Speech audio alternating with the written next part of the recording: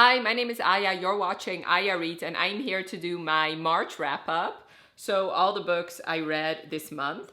I already did a mid-month wrap up, so all the books that I already talked about there, I'm just going to mention and give you my star rating. So if you want to know more of my in-depth thoughts, check that video out. I'll have it linked for you. I had a great reading month. I had 6 5-stars, so that is very, very good. As always, I'm going to start with the stats. So I started 14 books and DNF'd 2, meaning I finished 12 books this month. That equated to 3,706 pages. So like I said, I had 2 DNFs, 2 3-stars, 1 3.5 star, 2 4 stars, and 6 5-stars, which means my average rating for the month was 4.3. I read 12 adult books and no young adult books, so yeah, not a lot of variety there. I do have to say, a part of this month I was in a reading slump because I was just constantly watching Taylor Swift videos, which I've loved her for years, but now that her Eras Tour came out on Disney+, plus I'm going to her concert in August. I'm just inundated, and obviously her new album comes out, so I'm just inundated with Taylor Swift content, and I'm constantly watching that. Anyway, moving on. So I had 1 contemporary book, which was not really a romance. Then I had 11 romances. The subgenres were 4 contemporary romances, 3 paranormal romances, 2 dark romances, 1 sports romance, and 1 historical romance. I had 8 novels and 4 novellas. As far as my goals are concerned, my series goal is I started 2 series, I closed 1, which means I had a net +1 of starting series. And I actually reached 1 goal, which was to remove 30 books published before 2018. I didn't reach this by actually reading 30 books. I unhauled 62 books that were published before 2018. So I already told you in my goals video that that would count, so therefore I completed that goal. And this month I read 5 books published in 2024, so I read a lot of new releases this month, which means my overall total for this goal is I've read 6 books that were published in 2024. Now for the actual reviews, I had 2 DNFs, one of which I already talked about in my mid-month wrap-up, and that was Hyperbole and a Half by Ali Brosh. My other DNF was An Island Princess Starts a Scandal by Adriana Herrera. Unfortunately, this just didn't work for me. I tried to read this for my vlog of reading diverse romances, which I'll have that linked for you. A lot of books that I'm talking about this month were from that vlog. This one I tried to read. I usually really love historical romances, and I was in the mood to read a female-female romance. This unfortunately did not work. I got about 75 pages of the way through and I just could not get into it. Right afterwards, I actually read a novella, part of the Mindfuck series, and I just flew through that one like within the day. Like I just didn't want to do anything else besides read that book, so that to me just solidified that that was a good decision for me to DNF this book. And actually after this book, I read another full-length novel that I also was finding so easy to get into. Mainly the reason why I couldn't really get into this was because of the writing style. The synopsis for this actually is you follow a girl who's set to marry this man that she does not love because she likes women. And now she convinced this man to send her to Paris for her like trousseau, for her wardrobe. So he lets her, and her actual goal is to have like a month of doing whatever she wants, and you know, especially like in the romance department. Not really in the romance department, she just wants to have a good time with women. And there she meets this lady that they both find each other intriguing, but the next day they find out that she wants to buy this land that Manuela owns, and Manuela agrees, but the catch is that she wants them to, like, she wants Cora to teach her all her wicked ways and stuff like that. Like I said, the writing style was just so difficult for me to get into. Like I had to concentrate really hard for me to get into it, which means I never really got lost in the story. She kept constantly using very difficult words that I never heard of, which, yes, English is not my first language, but I have been reading books for so long and all of them have been in English, and usually I don't have to look up words. And if it is a book that has a difficult like writing style using bigger words, I usually only have to look up one.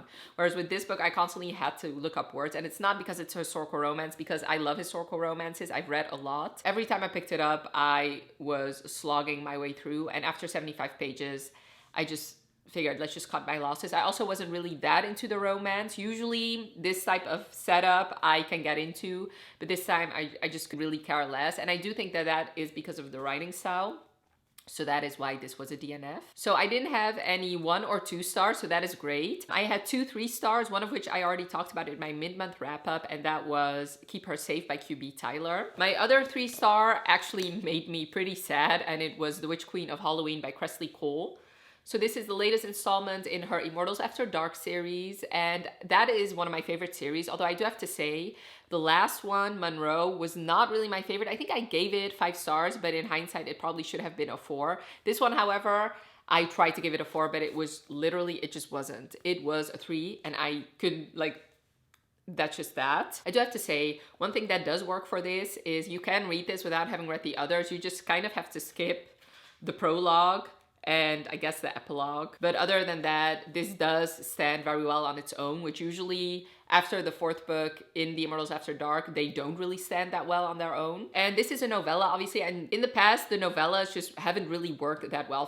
For me, I usually prefer the full-length novels. But out of all the novellas, this one is definitely my least favorite. You follow Rook and Poppy, and they have been skirting around each other. They're both mercenaries, and they had this date that went terrible 2 years ago. So he's a shadow demon, I guess. The thing with these demons is every time he sleeps with a woman, she has the power to summon him.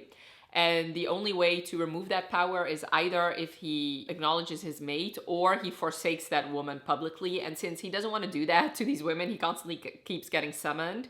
And that also happens on their date. So they're on their date, they're having a good old time, and then he gets summoned and he doesn't really return. And she hates that fact. And they have been like avoiding each other, while mostly she's been avoiding him these 2 years, and now they get stuck in this haunted house. And her power, every Halloween, her powers go berserk, and she conjures up these scary movie figures that attack her. And usually they can't really harm her, except for on this Halloween they can. So he kind of protects her while they're going through this house.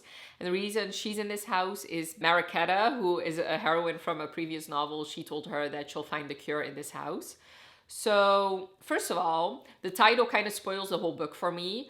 It was pretty obvious for me from the beginning what was going on.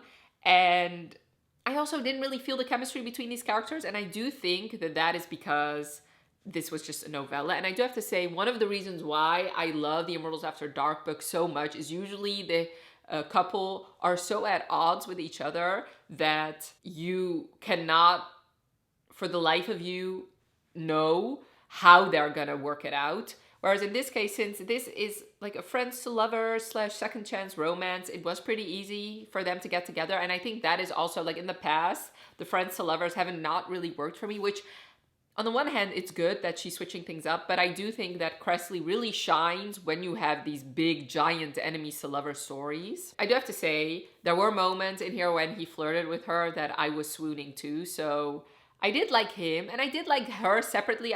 Most of the time, I just really couldn't connect to their love story. And also, one of the things I also wanted to mention is usually with Fated Mate, especially the male main characters get so unhinged. Like in the past, in the previous books in this series, even though the heroine betrayed the hero in awful ways, the hero would still follow her to the ends of the earth. So in this story where he stayed away from her for 2 years, even though he knew that she was his mate, that just does not work for me. Because why have the fated mate trope then if he's not going to do everything in his power to get her? And that is what I've loved in books in the past, where it's really unhinged. Like, what she did to him was awful, yet he still wanted her so much simply because she was his fated mate. So that is also something that did not really work for me in this book. I just say this was a 3. I was enjoying myself while reading it. I can see myself definitely rereading this in the future, but this was just like, this is honestly my least favorite Immortals After Dark book, which makes me sad. Because in the past, I've given almost every single book 5 stars, and there were a couple in there that were 4, but I've never given an Immortals After Dark book 3 stars, so this is the first. And it has nothing to do with the fact that this was released when it was not Halloween, because I usually tend to read these holiday romances whenever. It doesn't really matter to me, and this you can read whenever you want. Obviously, it is more fun to read it during Halloween, but you can read it any other day. But yeah, 3 stars, unfortunately. I had one 3.5 star, and it was This Could Be Us by Kennedy Ryan. I already talked about this in my mid-month wrap-up. I had 2 4 stars. The first one was Only for the Week by Natasha Bishop. So this follows a woman named Janelle, and her sister's getting married to Janelle's ex-boyfriend. Everybody, and especially her mom, is constantly telling her, or is constantly worried about her exploding in the wedding, or constantly worried about her doing something, or, you know, getting hurt. And she, honestly, she's moved on with her life. She wasn't really into him, and she's just like happy for her sister and wants to move on with her life. And she's also the maid of honor, so obviously she has to be there, like has to do stuff too. This is a destination wedding in Mexico. So when they get there, she sees her ex-boyfriend's best friend again. And he, when they were together, he was staying away from her. And you find out when you get to his POV, Rome's POV, that he thought she was very attractive and he was really into her, but he stayed away because she was with his best friend. But now that they're at this wedding, and now that his friend went for the sister of his ex-girlfriend, Rome thinks, you know, all bets are off. You did that, then I can definitely sleep with your ex. They're both very attracted to each other, so they decide to sleep together, but especially she wants to just keep it for the week because she doesn't want to, like, she just doesn't want the gossip of, oh, so this is your revenge. Your sister went for your ex-boyfriend, so now you went for your ex-boyfriend's friend. He, on the other hand, is really, really into her, and he wants to have more than just the week with her. It's a novella, so you see if they're gonna make it work or not. I really enjoyed this book. Like I said, I gave it 4 stars. I really enjoyed Rome. I thought he was such a great hero. I loved everything he did for her, so he's a very rich hero, and he didn't mind spending his money on her at all. And I loved how much he was paying attention to her, because she would just say something off the cuff, and he would find a way to bring that to her or do that for her, so that was very sweet. And I just loved the way he spoiled her. There is a spicy scene in here that involves ice cubes, and it's her doing something to him that just lives in my mind rent-free. So the spice scenes were amazing in this book as well. The thing that prevented this from being a 5 for me was the petty sister drama. So there's this whole storyline of the sister and the things she keeps constantly doing to Janelle, and that just was getting so annoying very fast for me, because this is only a novella, and the amount of time we spent on that sister plot line was way too much. It was fine if this was a full-length novel and that storyline stayed the same, then I don't think it would have bothered me as much. But since this was just over 200 pages, that just took up so much of the plot, when what I really wanted to focus on was their love story. So that's why this ended up being a 4 for me. I do have to say, there are other couples in here that were introduced that I'm very much excited for their story. And since I don't think that's going to involve similar drama, obviously, hopefully I'll love those more. But still, 4 stars for a novella is still a very high rating. So I would recommend it. And especially if you don't mind that extra added drama, then I think you'll fall in love with this book. My next 4 star is We Could Be So Good by Cat Sebastian. So this takes place in the 50s, and you follow Nick and Andy. And you see them become friends first. So you see them meet for the first time, become friends. And then Nick knows that he's gay. Andy, he thinks that he could be bi, but since this is the 1950s and being gay is still very much illegal, he kind of suppressed that side of him, and he's just been dating women. So they work at this newspaper company, and Andy's father is the owner of the company, and Nick is just a reporter. And Andy's father wants him to take over the newspaper business, but before he does, he has to work and become a reporter first. So he kind of shadows Nick, and because of that, they end up becoming very, very good friends. Andy starts dating a friend of Nick's who's also a reporter, and they actually get engaged. But then one day she calls off the engagement, and Andy very much doesn't want to live alone. So Nick offers for Andy to come move in with him. So this is a roommates to lovers, which is one of my favorite tropes of all time. So they move in together, and Nick has been having feelings for Andy, but he's been suppressing it because obviously he thinks that Andy's straight. But when they live together, feelings really bubble over, and they get together. So this is a different social classes romance. It's also forbidden, obviously, because of the times that they live in. I really enjoyed this book. I thought it was so beautiful watching these two. I love this friends to lovers romance. I do love the fact that we got to see their whole relationship. Like, I love the fact that we got to see them meet for the first time, become friends for the first time, and then eventually become lovers, because that made it very realistic for me, and I could 100% see why these two would fall in love with each other. I really loved watching Nick do his reporting. If you really love Divine Rivals and one aspect you really loved was the whole reporting thing, I think you can definitely enjoy this one. I do have to say, this does not really have a plot at all, which makes it very slow to get into. A good thing, working for it though, is that it has shorter chapters and a lot of chapter breaks, so that it's very easy to just tell yourself, okay, let's just get to the next chapter break.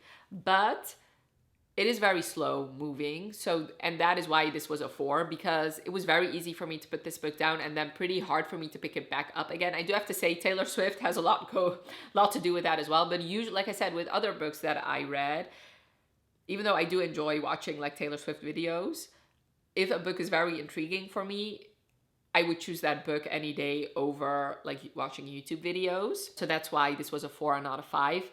But I did, like, at the end of the day, I did enjoy this book, especially the second half. Since the relationship started building in the second half, I was more intrigued and found myself picking this book up more frequently. I would highly recommend it. This was such a great male-male romance, and I cannot wait to read more by Kat Sebastian, because I believe she also writes like Regency era male-male romances, which say less. I need that in my life right now. Now we're already at the 5-star books. So I had, like I said, 6 5 stars, 4 of which I already talked about in my mid-month wrap-up, and they were Bride by Ali Hazelwood, A Love Song for Ricky Wilde by Tia Williams, If You Hate Me by Helena Hunting, and The Coldest Winter by Brittany Cherry. So if you want to know my thoughts on all of these books, definitely check out my mid-month wrap-up. The last 5 stars were Stars in Your Eyes by Kaysen Calendar. So this was actually the book I picked up right after An Island Princess Starts a Scandal, and this was so easy for me to get into. The writing style was very easy for me to read, and this has mixed media, which made it that much easier for me to get into. So you follow Logan and Maddie, and they're both actors, but Logan was a child actor. He's very famous, but he's a bad boy, so he constantly gets himself into trouble. He's pretty rude. And Maddie is this up-and-coming golden boy. They are actually cast in a movie where they're playing love interest, so this is a male-male romance movie. But before shooting starts, Logan gets interviewed and asks about how he feels about doing a movie with Maddie, and he tells the interviewer that he thinks that Maddie is not a good actor and stuff like that, so basically shitting on Maddie. So that is a great way to start working together. And because of that and other things that happen because of Logan, the people working for the movie tell them that they have to fake date because they don't want like bad publicity. So they do, and because of that, they start falling in love. Like I said, one thing I really loved was the mixed media, and one thing, I forgot to mention this in my diverse reading vlog, but one thing that I thought was hilarious was that one of the mixed media components was this fan fiction that was being written about them that was also a Omegaverse fanfiction, which just had me cracking up. I really love this. This follows actually 2, like one half black and one black actor, but they're both light skinned. So that is that's very much a discussion in this book. Logan suffers with PTSD, with anxiety, and with depression, and the way he's coping with that is very, very destructive.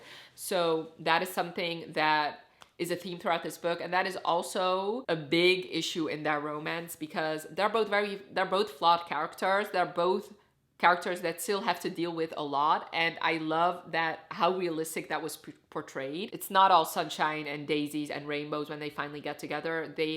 Even though they have some very beautiful, quiet, tender moments, there are some, especially Logan, because this deals with childhood sexual assault, so that is a big trigger warning, so definitely take care of yourself on picking this book up. But that is something that happened to him that he's not dealt with, so that is a problem throughout his entire life. So that is why he's such a bad boy, why he's constantly in trouble, but also why he never really has had a real relationship, and that is one thing that constantly keeps getting in their way in their romance. So that is something like he has to help himself first before he can be a partner to somebody else. He just broke my heart so much. But I also really I loved him, and I really loved Maddie too. Like, I thought Kaysen did a wonderful job with their characters and with their romance, because like I said, I really loved watching them fall in love, even though it was messy, but that was very realistic for their romance. And there's like, this obviously culminates in stuff at the end, which I normally wouldn't like, but I honestly don't think it could have happened any other way for this book. Like, they really needed that time apart to work on themselves before finally getting together. So yeah, I did enjoy that in this book. I honestly wish this could have been a little bit longer, or that we could have gotten an actual epilogue, because the epilogue is done in an interesting way. Because I do think that, like, I would have just loved that, because we got to see so much shit. I would have loved seeing them really be happy. And I also like the fact that we got to see them work. I always love it. I told you guys in We Could Be So Good that I really love the reporting aspect. I really loved watching them film scenes and rehearse those scenes. Normally, I'm not a big fan of celebrity romances, but in this case, even though yes, they were celebrities, and yes, they had to deal with the paparazzi, but most of what we got to see in this book was them two in like their home, or watch them on set. And that is what I really like. Most of the time we got to see them in like a closed off space where it was just them two, or on set, which if you're gonna give me a celebrity romance or actor romance, I would like that, and not as much talking about the fame and stuff like that. Even though that was addressed, obviously, and like the whole mixed media element in here obviously alluded to that, but when they actually got together or were together, it was mostly in settings where there was not really a lot of public present. I really, really love this. I fell in love with this book, and hopefully Kaysen will write more adult romances, because I believe the books that Kaysen wrote were all young adult.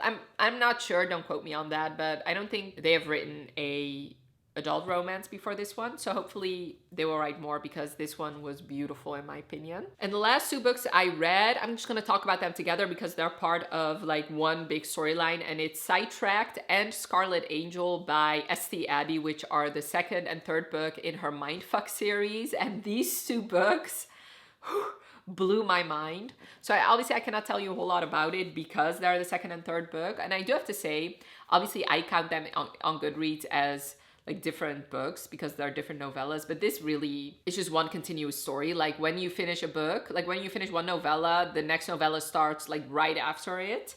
But this series, I'm sure a lot of you already know because it is a pretty popular series here on BookTube. You follow Lana, who's this serial killer out for revenge because something happened in her past that killed her brother and like almost killed her, and now she set out to get revenge. But she falls in love with a FBI agent named Logan, and he's the one trying to figure out, like trying to catch her, even though he obviously doesn't know that she's the serial killer, but he's on her case. And it's about her both falling in love with him, but also enacting her revenge. First of all, Sidetracked pulled me right out of my reading slump. That is the book I talked about when I talked about Princess Island Starts a Scandal. I just put that book down and started Sidetracked, and I was sidetracked. Like, I just finished that book so fast that convinced me that I should just DNF that other book. I really loved it. I really love watching them fall in love, but I also really love watching her get her revenge. Like, Lana is one of my favorite characters of all time. Like, I will worship the ground she walks on because she's so amazing. And I really, really love Logan. I think he's such a great, great hero. Like, I fell in love with him just as much as she fell in love with him. Like, he's such a great hero. And all I want to do now is finish this series, but I have other books to read too. But I'm pretty sure that I'm going to finish this series very early on in April, and I cannot wait. So honestly, if you've not read this series yet, I would highly, highly recommend it because it's one of my favorites, honestly. I gave the first one 4 stars. I don't know why in hindsight, but the second and third, I gave both of them 5 stars, and I do think that the fourth and fifth will also get 5 stars for me. So yeah, those were all the books that I read in the month of March. Like I said, I had a great reading month because 6 of the 12 books I read, like half of the books I read, I gave 5 stars. And this just proved to me once again that I should just DNF books because the 2 that I wasn't into, I DNF'd them pretty early on, which made room for me to read books that I actually enjoyed. Definitely let me know in the comments below if you've read any of these books and what your thoughts were. Also, what was your favorite book that you read this month? I honestly cannot pick a favorite because, like I said, I loved, like, I think all of my 5 stars were favorites. We'll have to see in a couple months if I still think about them as much as I do now. I really hope you enjoyed this video. Definitely let me know by leaving a like if you did. And thank you so much for watching. Have a wonderful rest of your day, and I'll talk to you later. Bye.